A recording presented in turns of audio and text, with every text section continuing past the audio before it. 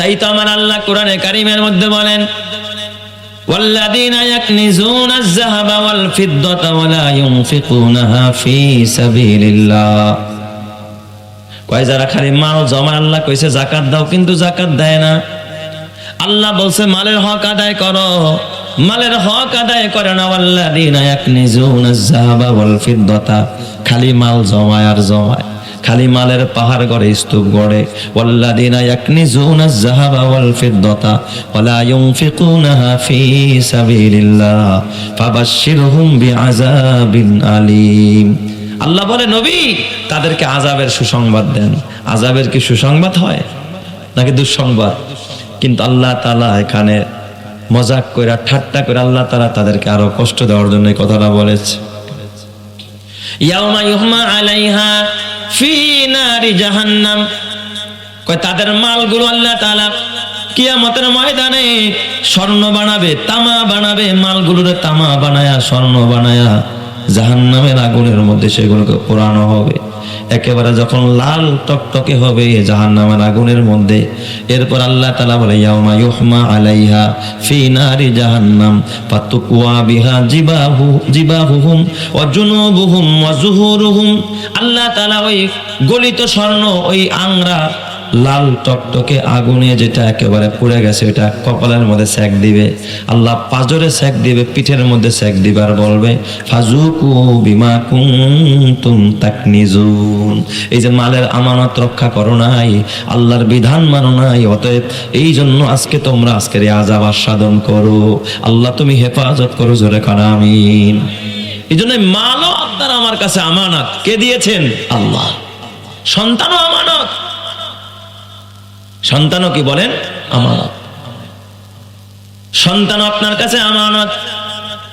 আপনি বাবা হইয়া সন্তানকে শিখাইলেন, আকদম বাকদম শিখাইলেন, ঘোড়ার ডিম শিখাইলেন, কোরআন শিখাইলেন না, আল্লাহ চিনাইলেন না, রসুল চিনাইলেন না, টাকা চিনাইলেন, দুনিয়ার নেতা চিনাইলেন, নেত্রী চিনাইলেন, কিন্তু আল্লাহ চিনাইলেন না। আপনি বাবা হইয়া সন্তানের আমানত নষ্ট করলেন। কথা কয় না? কয় বেটা এই তো শিল্পপতি মানুষ, চিন্তা করে আল্লাহকে পরিচয় করাইলে পয়সা পাবে, ফুলুস পাবে, কিন্তু আসমানের মালিকের সাথে পরিচয় করায় না। যদি বাবা হইয়া সন্তানরে বলতো বাবা চলো মসজিদে যাই, ইস, দেখবেন এলাকার কেউ দাওয়াত দিছে, হ্যাঁ বিয়ের দাওয়াত, সপরিবারের দাওয়াত, আপনারা বেজার হবেন না, কিন্তু অনেক সময় যদি ছেলে একটা 12 বছরের বা 15 বছরের স্কুলে পড়ে, বাবা চল, হ্যাঁ দাওয়াত দিছে, দাওয়াত খাইতে যাবো, পোলায় কয় বাবা আমার ভালো লাগে না, তুমি যাও, আমি যাবো না। বাবাই দেখবেন ওরে রাইখা যাবে না, বাবাই চিন্তা করে একা খাইলেও 2000 দেওয়া লাগবো, শক্তিতে খাইলেও কি 2000 দেওয়া লাগবো। কয় বাবা তাড়াতাড়ি চল, যাইতে হইব ওখানে। রাগ করে বাবায়, না গেলে কি করে? রাগ করে। ক্ষতি হয়ে যাবে না খাইলে? ক্ষতি তো হবে না, কিন্তু ছেলে যদি যাইতে না চায় বাবাই কি করে? রাগ করে। পোলায় দেখ বলত পোলা, আচ্ছা ভালো মন্দ খাবি, যায় টাকা তো আমার দিতেই হবে, তুই যাবি না কে? আব্বা গোসল করে না, কয়টা আমি দেরি করি তোর লেগা 10 মিনিট তুই গোসল কর। গোসল করায়া পোলারে সাজায়া গোছায়া তারপরে হাত ধরে কই নিয়ে যায়? দাওয়াত খাইতে নিয়ে যায়। কিন্তু এমন কোন বাবা পাইলাম না যে নামাজের টাইম, বাবারে আজান হয়ে গেছে চল মসজিদে যাই। দুনিয়াটা বুঝলো যে এক পেট খাইতে পারবো, এটা বুঝলো, কিন্তু জাহান্নাত বুঝলো না, জাহান্নাম বুঝলো না। কোন বাবা যদি বলতো বাবা যা মসজিদে চল, কয় আব্বা গোসল করে না, কয় ঠিক আছে আমি দেরি করি, তুই গোসল কর। গোসল করায় ছেলের হাতটা ধরে যদি বাবা মসজিদের মধ্যে নিয়ে আসতো, ছেলের পাশে দাঁড় করাইয়া দিত, বাপ বেটা দুইজন যদি একসাথে সেজদার মধ্যে পড়ে যাইতো, আরশের মালিক রাজি হয়ে যাইতো, পুরো পরিবারটারে জান্নাতি বানায়া দিত। কথা ঠিক না বেঠিক? জোরে কর। তো আপনি বাবা সন্তানের আমানত আদায় করছেন? হক আদায় করছেন? করেন নাই। চেয়ারম্যানের কাছে তার ইউনিয়নের সব মানুষগুলো আমানত, এমপির কাছে তার আসনের সব মানুষগুলো আমানত, বাবার কাছে তার সন্তানগুলো আমানত, স্বামীর কাছে তার স্ত্রী আমানত, স্কুলের মাস্টারের কাছে তার ছাত্রগুলো আমানত, তার ছাত্রীগুলো আমানত, কোম্পানির মালিকের কাছে তার কর্মচারীগুলো আমানত। একজন মালিক যদি বলতো এই কর্মচারীর আজান হয়ে গেছে, 10 মিনিটের জন্য কাজ বন্ধ, তাড়াতাড়ি নামাজে দাঁড়ায় যাও। আমার ফ্যাক্টরির মধ্যে যে যেখানে আসো সেখানেই নামাজের মধ্যে দাঁড়ায় যাও, মালিকের কদমে সেজদায় লুটে পড়ো। কসম আল্লাহর, যেই ফ্যাক্টরির মধ্যে সকল কর্মীরা নামাজ পড়ে ওই ফ্যাক্টরিতে অগ্নিকাণ্ড দূরের কথা কোনোদিন বেবরকতি আসবে না, আল্লাহ বরকত দিয়া ভরে দিবে। কথা ঠিক কিনা? আমানত রক্ষা করে কেউ? কথা বলেন, করে? আপনি আমি করি? করি না। আল্লাহর কাছে জবাব দেওয়া লাগবে। আমানত রক্ষা করে না। এই জন্য আল্লাহ তাআলা সফল মুমিনের গুণ বলতে গিয়ে আল্লাহ বলেন, ওয়াল্লাযীনা হুম লিআমানাতিহিম ওয়া আহদিহিম রাউন। ওই মুমিন সফল, ওই ইমানদার সফল যেই মুমিন, যে ইমানদার আমানত রক্ষা করে, অঙ্গীকার পুরা করে। আমানত রক্ষাই করে না মানুষ। এই আমানত খেয়ানত করার কারণে জাহান্নামের আগুনে জ্বলতে হবে। এটা মুনাফিকের আলামত। হাদিস শরীফের মধ্যে নবীজি বলেন, আয়াতুল মুনাফিকি সালাস। মুনাফিকের আলামত হলো 3টা। ইজা হাদ্দাসা কাযাবা, যখনই কথা বলে মিথ্যা কথা বলে। আছে না নাই? খালি মিথ্যা কথা কয়, কথায় কথায় খালি কি কয়? মিথ্যা কথা কয়। ওয়াইজা ওয়াদা আখলাফা, যখন কাউরে ওয়াদা দেয় ওয়াদার খেলাফি করে, ওয়াদা খেলাফ করে। ওয়াইজা তুমিনা খান, আর যখন তার কাছে কেউ আমানত রাখে আমানতের খেয়ানত করে। রক্ষক ভক্ষক হয়ে যায়, অন্যের মাল নিজের মাল মনে করে। এটা কিয়ামতের আলামত। কিয়ামতের আগে আগে আমানতকে মানুষ গনিমত মনে করে খায়া ফেলাইব। এর কাছে রাখছে, মনে করছে আমার হয়ে গেছে। আমার বাজান বেজার হয়েন না। অথচ পৃথিবীর জমিনে সবচাইতে বেশি বড় আমানতদার ছিলেন আপনার আমার নবী। আপনার আমার নবী শুধু স্বাভাবিক অবস্থায় আমানত রক্ষা করছে তা না, জিহাদের ময়দানে, যুদ্ধের ময়দানে আমার নবী আমানতের খেয়ানত করে নাই। যুদ্ধের ময়দানে আমার নবী আমানতের খেয়ানত করে নাই। খায়বারের যুদ্ধ তার প্রমাণ। খায়বারের যুদ্ধের সময় ইহুদিদের বিরুদ্ধে লড়াই হচ্ছিল, ইহুদিদের সাথে লড়াই। ওই ইহুদি শত্রুদের একজন গোলাম, নাম তার আসওয়াদ, বকরি চড়াইতেছে। এই আসওয়াদ আমার নবীর কাছে আসছে। অনেক লম্বা ইতিহাস। নবীর সাথে কথা হয়েছে। এক পর্যায়ে আসওয়াদ বলে, আপনার মিশন কি? বলে, আমার মিশন হলো এই মানুষগুলোকে, জাহান্নামী মানুষগুলোকে জান্নাতি বানায়া দেওয়া, পথহারা মানুষকে সঠিক পথের দিশা দেওয়া। সুবহানাল্লাহ। আসওয়াদ আমার নবীর কথায়, নবীর চেহারা দেখা কালিমা পড়ে মুসলমান। অথচ আসওয়াদ কিন্তু ইহুদিদের গোলাম। ইহুদির ছাগল বকরি ভেড়া নিয়ে মাঠে আসছে। আসওয়াদ ডাক দিয়া বলে, হুজুর আমি তো কালিমা পড়লাম, আমার কাজ কি? কয়, এখন তো নামাজেরও টাইম না যে তোমার নামাজ পড়তে বলবো। এখন সকাল 10টায় কি নামাজের টাইম নাকি? এখন রোজারও টাইম না, যাকাত দেওয়ারও টাইম না। তুমি তো গরিব মানুষ, রাখাল মানুষ, তোমার তো মালও নাই। তোমার জন্য একটাই রাস্তা খোলা, সেটা হলো জিহাদের ময়দানে। যুদ্ধ চলতেছে, খায়বরের যুদ্ধ চলতেছে। তুমি যদি চাও মুসলমানদের পক্ষ হয়ে কাফেরদের সাথে লড়াই করবা। কয়, হুজুর লাভ কি হবে? কয়, এই লড়াইতে যদি তুমি বিজয় হও তাতেও জান্নাতি, তুমি যদি শহীদ হয়ে যাও, মরে যাও, আল্লাহ বিনা হিসাবে জান্নাতি করে দিবে। জোরে কোন সুবহানাল্লাহ। কয়, হুজুর তাইলে আমি এখনই জিহাদের ময়দানে যাব। নবী আমার ডাক দিয়া বললেন, ও আসওয়াদ, জিহাদে যাইবা, তবে তোমার কাছে কিন্তু তোমার মালিকের এই ছাগল বকরি ভেড়াগুলো তোমার হাতে কি? আমানত। তুমি তো মালিকের ছাগল চড়াইতে আসছো, যদিও তোমার মালিক ইহুদি। যাদের সাথে লড়াই হয় তাদের ছাগল। আমরা হলে কইতাম শত্রুদের ছাগল লই আয় জবাই করে খাই। কথা কয় না কে? কইতাম নাই কথা? নবী ডাক দিয়া বললেন, ও আসওয়াদ, জলদি যাও, আমানত খেয়ানত করা যাবে না। মালিকের মাল মালিকরে বুঝায়া দাও, তার বাড়ির দিকে তাড়ায়া দাও, তার আঙিনার দিকে হাঁকায়া দাও। ছাগল বকরি ভেড়াগুলো যেন মালিকের কাছে চলে যায়। তোমার কাছে এগুলো আমানত, একটা আমানত খেয়ানত করা যাবে না। কিন্তু আমার নবী চাইলে আমানতগুলোর খেয়ানত করতে পারতেন কি পারতেন না? শত্রুর মাল নবীজি বললেন তার মাল তার হাতে কি করো, পৌঁছায় দাও, তারপরে তুমি আসো। হযরতে আসওয়াদ এরপরে আসলেন, তরবারি নিয়ে জিহাদের ময়দানে গেলেন। আল্লাহ তাআলার কি কুদরতের কারিশমা, ওই যুদ্ধের ময়দানে আসওয়াদ শহীদ হয়ে যায়। শহীদদের লাশগুলো যখন একত্রিত করা হলো, এই লাশটা কেউ চেনে না। নবী তো আর কালিমা পড়াইছে, অন্যান্য সাহাবীরা চিনে না, মাত্র নগদ কালিমা পড়ছে। নবীজির কাছে আসছে, ইয়া রাসূলুল্লাহ এই লাশটা কার? নবীজি কাছে গিয়া দেখে এটাই তো আসওয়াদের লাশ। নবীজি চোখের পানি ফালায়া দিলেন, ডাক দিয়া বলে, সাহাবীরা এটা আমার সাহাবী হযরত আসওয়াদের লাশ। এই সাহাবীর আমলনামায় রোজার সওয়াব নাই, হজের সওয়াব নাই, কালিমা পড়া রোজাও রাখতে পারে নাই, নামাজও পড়তে পারে নাই, হজও করতে পারে নাই, যাকাতও দিতে পারে নাই, দান খয়রাতও করতে পারে নাই। তার আমলনামা আছে শুধু জিহাদের সওয়াব। জিহাদ করছে, শহীদ হয়ে গেছে। আমার সাহাবীর হালাত জানো না?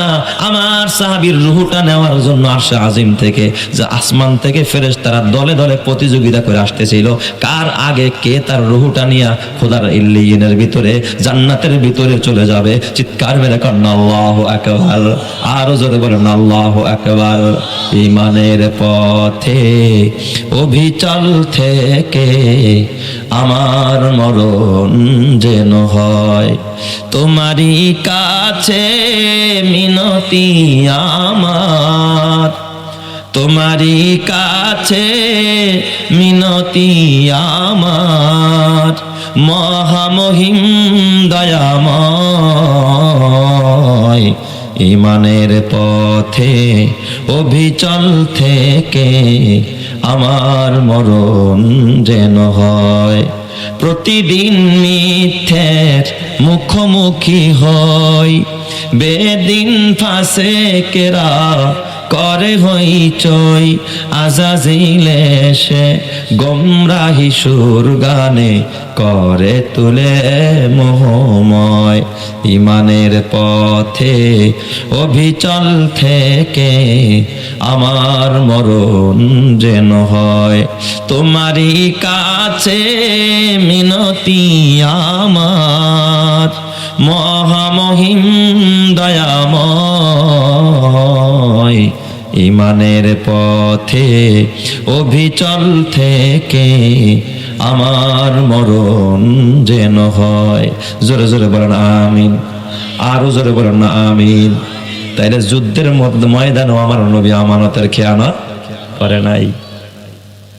জাহিলি যুগে আমার নবী, নবী হওয়ার আগে, হিজরতের আগে মক্কার কাফেরেরা, মক্কার বেদিনেরা, মক্কার মানুষ তার সম্পদ গুলো গচ্ছিত রাখতো আমার নবীর কাছে আমানত। আমার নবীর একটা আল্লাহ আমিন উপাধি দিচ্ছে। কত বড় আমানত ধরছেন আমার নবী। কাফেররা পর্যন্ত তাদের সম্পদ আমার নবীর কাছে। আমরা যেমন ব্যাংকে রাখি নিরাপত্তার জন্য, তারা নবীর এরকম ব্যাংকের মতো মনে করতো যে এইখানে টাকা পয়সা দিলে এক পয়সা এদিক সেদিক হবে। আমার নবীর কাছে তারা আমানত রাখতো।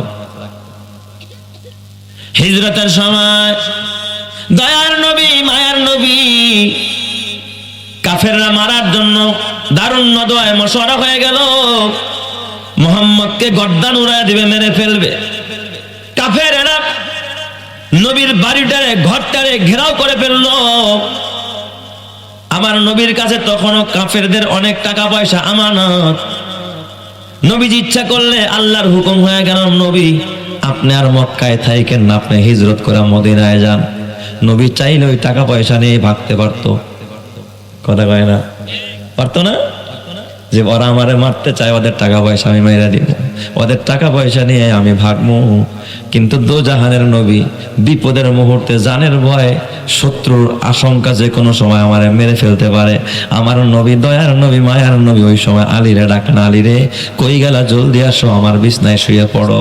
এই যে দেখো আমার কাছে অমুকের অমুকের আমানত রাখা, তুমি এই নামগুলো দেখে দেখে তাদের আমানতগুলো ফিরাইয়া দিও।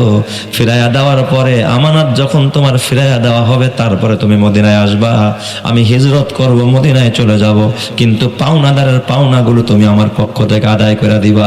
চিৎকার মেরে কান্না আল্লাহু আকবার। এই বিপদের সময় যখন মাইরা ফালাবে, ঘেরাও করছে, বলেন এই সময় কেউ আমানত ঠামানাতের খেয়াল রাখে? হ্যাঁ, কত বড় আমানতদার ছিলেন আমার নবী।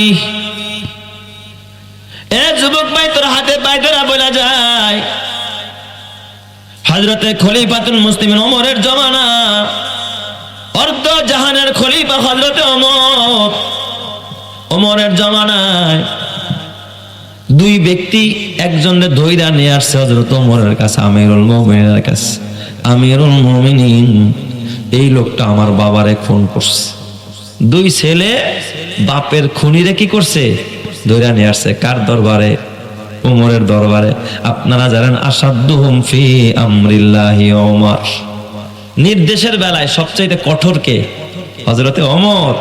আর হাম উম্মতি বি উম্মতি আবু বকর, সবচাইতে দয়ালু মানুষ ছিলেন হযরতে আবু বকর। কিন্তু বিচার নিয়ে গেছে কার কাছে? ওমরের কাছে। শাসন চলতেছে কার? ওমরের। যায়া কয়, হুজুর এই লোকটায় আমার বাপরে খুন করছে, আপনি বিচার করেন। শরীয়তের বিচার চাই, আপনার কাছে বিচার দিলাম। ওমর রাদিয়াল্লাহু তাআলা ডাক দিলেন, এই খুনি, এ যা বলছে, এরা দুইজনে যা বলছে ঠিক না বেঠিক? কয়, হুজুর ঠিক বলছে। তার মানে খুনি নিজেও খুনের কথা কি করলো? স্বীকার করলো। কয়, তাইলে শরীয়তের আদালত হলো খুনের বিনিময়ে খুন, তোমাকে এখন খুন করা হবে, কিসাস। তোমাকেও কি করা হবে? হত্যা করা হবে। এবার ওই আগন্তুক ব্যক্তি, খুনি ব্যক্তি ডাক দিয়া বললেন, তিনিও মুসলমান, তিনি ডাক দিয়া বললেন, আমিরুল মুমিনিন, ওগো খলিফাতুল মুসলিমিন, আমার আপনি কেসাস নিবেন, আমারে মেরে ফেলবেন, আমারে গর্দান উড়াবেন, তাতে আমার আফসোস নাই, আমিরুল মুমিনিন। কারণ খুনি হইয়া আমি কিয়ামতের ময়দানে আল্লাহর আদালতে দাঁড়াইতে চাই না। আমিও চাই আমার অন্যায়ের বিচার জমিনে হয়ে যাক। আমি এই অন্যায়ের দায় জমিন থেকে সারায়া তারপরে কবরে যাইতে চাই। কিন্তু আমিরুল মুমিনিন, আপনার কাছে আমার একটা আবদার। কয়, কি আবদার? কয়, আমিরুল মুমিনিন, আমার বাড়ি বহুদূর। আমিরুল মুমিনিন, আমার একটা ছোট ভাই আছে। আমার বাবা মরার আগে আমার কাছে আমার ছোট ভাইয়ের কিছু স্বর্ণ আমার কাছে আমানত রেখে গেছে। আমার ভাইটা এখনো ছোট। আমার বাবাই বলছে, এটা তোর কাছে আমানত রাখলাম, এই স্বর্ণটা তোর ছোট ভাইটারে দিবি। আমিরুল মুমিনিন, ওই আমানতটা আমি এক জায়গায় মাটির মধ্যে পুঁতে রেখেছি আমার এলাকায়। কোন জায়গায় রাখছি আমি ছাড়া পৃথিবীর কেউ জানে না, দুনিয়ার কেউ দেখে নাই। একজন দেখছেন যিনি, তিনি কে? আরো জোরে বলেন, তিনি কে? আল্লাহ ছাড়া কেউ দেখে নাই। আমি ওই আমানত মাটির নিচে এক জায়গায় কি রাখছি? পুঁতা রাখছি। স্বর্ণটাকে এক জায়গায় গচ্ছিত রাখছি।